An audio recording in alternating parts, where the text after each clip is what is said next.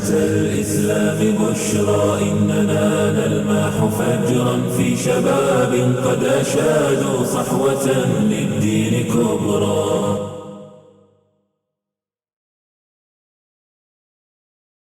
But I want to show you just how successful Shatan is, yeah? I'm going to show you exactly how much Shaitan doesn't even need to be there in the month. Khalas, has already done enough damage. Most of us, my brothers, we're very weak in our Quran. And this is fair. I understand. Many of us were very weak in reading.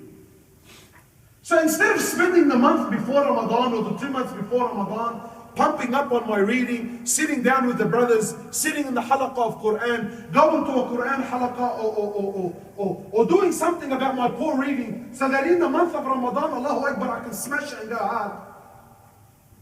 Shaitan has successfully convinced every one of us that, look, cuz, Allah Ta'ala, there's 2 weeks left, I've got shughl coming out of my brains, wallahi, let me clear whatever it is that I have to do, and watch, bro, watch. The first day of Ramadan, I'm going to open the book of Allah and I'm going to go hard. Many of us, we have this intention. And I'm not doubting anyone. I know. I have full yaqeen in Allah that you're sincere in your intention. But this is really what's going to happen. So come first day of Ramadan, Allahu Akbar. Pump off his brains, bro. This is it. You know, everyone is fasting. And because Ramadan is special. It has that feeling. It brings that vibe along with it. So come first day of Ramadan, everyone's excited. There's that energy there. The brother wants to do khatam of Quran. So he comes into the house, goes to his bookshelf, picks up the Ramadan, and he picks up the Quran that really, in truth, he hasn't picked it up since when? If he picked it up then, come in.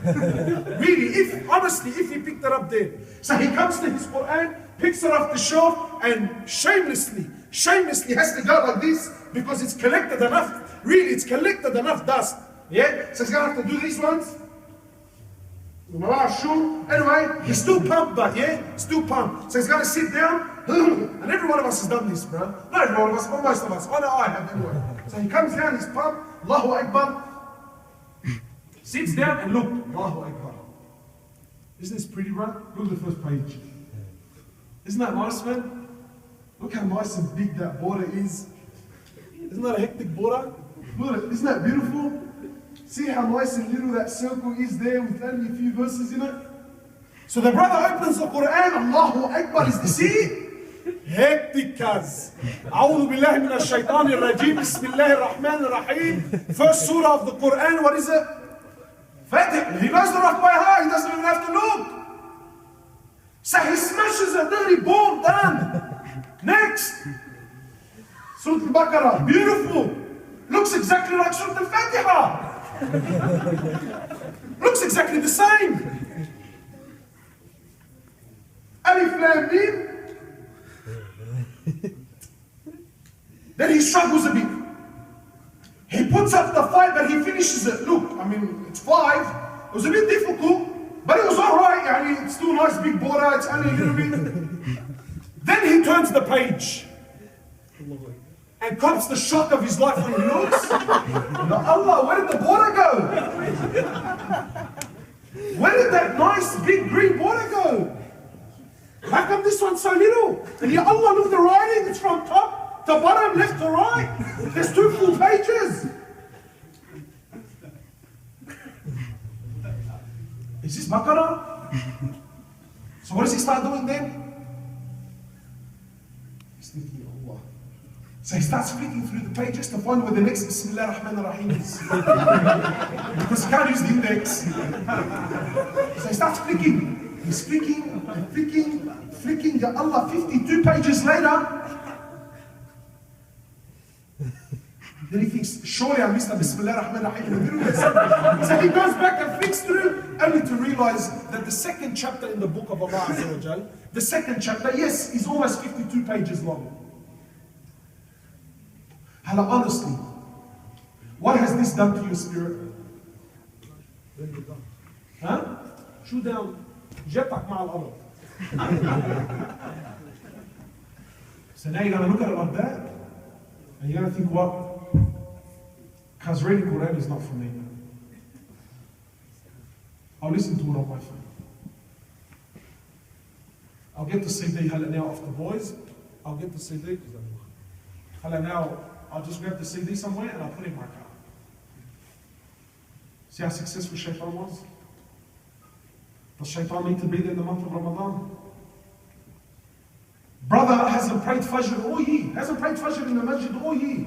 Come Ramadan, what's the intention? Really? What's always the intention? Cuz first day Ramadan, Fajr in the masjid, cuz. You know, a spinner, first day. Fajr in the masjid. And Shaitan doesn't need to be there the first day. Why? Because the night before, Shaitan kept you at your mate's house, your cousin's house, eating hulwa and al-ba'miyya till 2 o'clock in the morning. He kept you busy. So you went to sleep that night, you've had the hulwa coming out of your ears, you're seeing stars. You went to sleep at 2 o'clock because you know what? Guys, really it's the last Sahara, you know, it's the last night. What's that? What is it?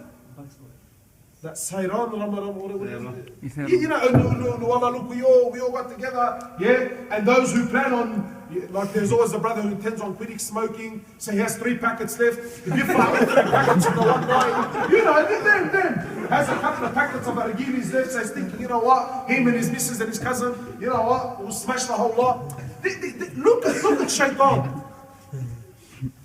So you go to sleep at 2 o'clock in the morning, what time does he wake up? Just before Asr, maybe by the Hala, you wake up just before Asr by half an hour. You've already missed the first Fajr in the masjid. What does that do for tomorrow morning? You know what? Next year, inshallah. It's not funny, honestly, really, wallahi. Really, like, you know, I mean, and every Ramadan comes and Ramadan goes, Ramadan comes and every one of us, cuz this year I'm going to change, this year I'm going to pull up, this year I'm going to go hard, this year I'm going to do this. Why, my brothers? What was the advice of the Prophet to the man? He says, قُلْ أَمَنْتُ بِاللَّهِ. He says, and have istiqamah on this. Having istiqamah, my brothers, is a gift. And it's something we need to be making dua for. This Ramadan, if you're going to ask Allah for anything, ask for istiqamah. Ask that Allah, my brothers, makes us of those that stay firm and steadfast on this deen. Because that is true success. And this Ramadan, my brothers, if you want to be successful in Ramadan, when do you need to start? Really, we should have started a long time ago. But yes, start now. If you plan on praying Fajr in Ramadan, then pray Fajr for these next 2 weeks. If you plan on reading Quran in Ramadan, then you should be reading Quran now. If you plan on praying your nawafil, then you should be praying your nawafil now. If you plan on doing your adhkar in the month of Ramadan, then really you should be doing your adhkar now. Why? So when Ramadan comes, I hit the ground running. I don't hit the ground and I need a clutch start. I hit the ground and I'm already in gear, I'm already rolling. You don't rock up to grand final and start training 10 minutes before the game, do you? No, you've been training for weeks. You've been preparing for weeks. And this is the true champion. This is the true champion. You push yourself to the limits. I remember my brothers, they asked Muhammad Ali, and honestly I'll end with this. They asked Muhammad Ali, who was world champion boxer, world champion, the greatest boxer boxing ever knew. So I remember one time in an interview with Muhammad Ali, they asked him, the interview is saying, you know, Muhammad, how much do you run a day? How much do you jog? So he says, you know, I run 5 kilometers a day. You know, my brothers, for a superstar athlete, 5 kilometers is nothing.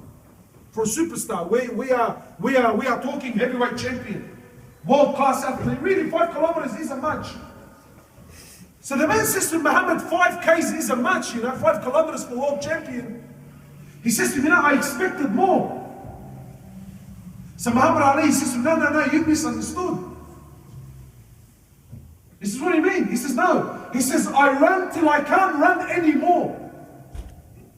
He says, I run till I can't run anymore. Khalas. I've reached the maximum, I can't run anymore. He says, then it's 5 kilometers.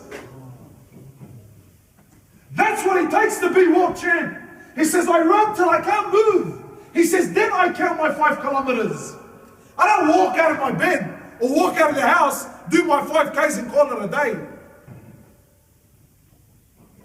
This Ramadan, my brothers, Allah is choosing people and He's saying, you will be saved from hellfire.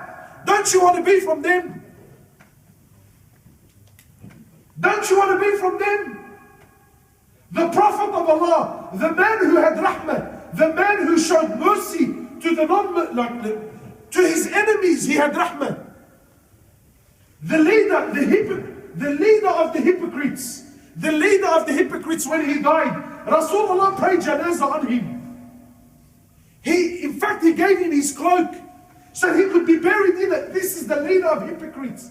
This same prophet, this same man who had rahmah for enemies, he stood on the minbar in front of Sahaba and said, may he be disgraced, may he be disgraced, may his nose be rubbed in the dirt in humiliation. Sahaba heard this, they said, Allahu Akbar, who? Who, Ya Rasulullah? Who are you cursing like this? He says, the man that lives to see Ramadan, lives out the days of Ramadan, finishes Ramadan and doesn't have his sins forgiven by Allah. May he be disgraced. My brothers, Ramadan is not a joke. Ramadan, we're not playing games. Yes, it's nice, it's cute, it's sweet, but there's work that needs to be done. So inshallah, my brothers, every one of us needs to be that Muhammad Ali. We need to go, we need to worship Allah till we can't go anymore. Then count your 5 kilometers. Are we all ready inshallah for this month?